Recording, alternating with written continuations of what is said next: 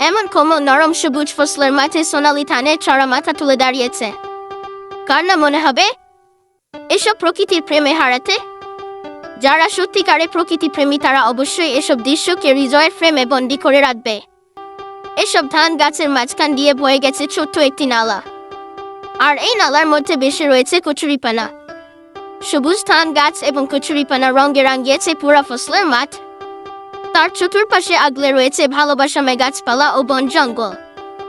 এমন প্রকৃতি দেখলে কার না ভালো লাগতে পারে? তাই তো এমন প্রকৃতির প্রেমে বারবার হারিয়ে যেতে ইচ্ছে করে।